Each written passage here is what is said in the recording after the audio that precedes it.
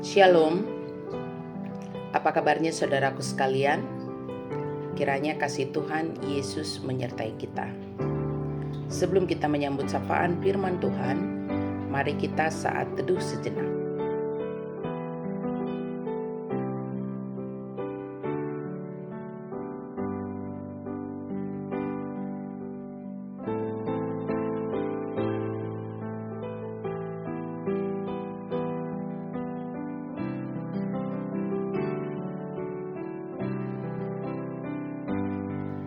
Amin.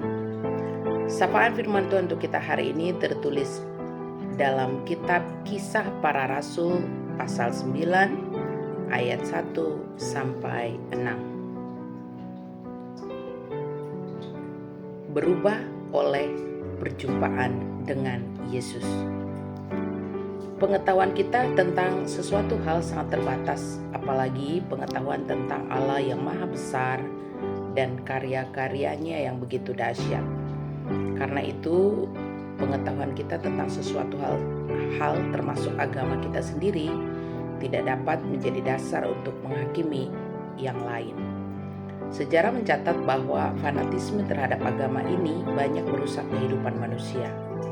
Demi nama Tuhan, manusia saling membenci bahkan membunuh. Fanatisme membuat seseorang tidak mampu menerima yang lain yang berbeda, tidak menghargai pandangan orang lain, menganggap sempurna diri sendiri, dan yang lain sesat. Pikiran seperti itulah yang membuat hati Saulus berkobar-kobar ingin melenyapkan ajaran Yesus yang telah mati dan bangkit itu. Ia menggunakan kuasanya untuk mencari serta menangkap orang-orang Yahudi hingga ke Damsyik. Jarak Damsyik ke Yerusalem sekitar 240 km. Dan Saulus dengan semangatnya menempuh perjalanan itu, tujuannya satu, yakni membunuh murid-murid Tuhan dan melenyapkan Injilnya. Ini adalah usaha yang serius untuk membela keyakinannya sendiri. Dalam perjalanannya, ia melihat cahaya yang sangat terang dan lalu mendengar suara.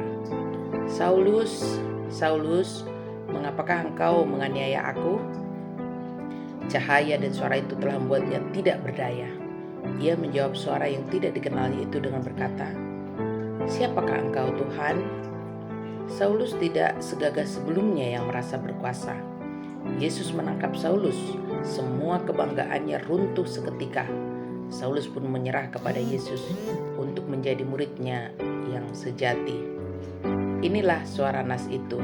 Pertama, perjumpaan dengan Yesus akan mengubah hidup kita.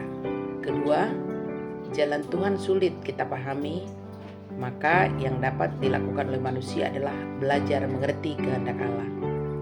Kita akan semakin mengerti kehendak Allah bila kita selalu bertanya kepadanya, apa yang harus kulakukan Tuhan?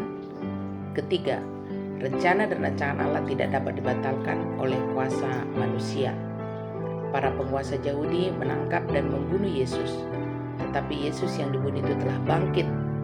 Saulus mengendaki kabar tentang Yesus yang bangkit itu supaya lenyap, tetapi ia ditangkap Yesus dengan kasih-Nya. Perjumpaan Saulus dengan Yesus mengubah hatinya yang berkobar-kobar hendak membunuh murid-murid Yesus. Ia berambisi melenyapkan Injil Yesus menjadi pemberita Injil, bahkan menderita demi nama Yesus. Yesus akan mengubah kita dalam setiap perjumpaan dengannya, sehingga kita semakin sesuai kehendak Tuhan. Tetaplah rindu berjumpa dengan Yesus. Amin.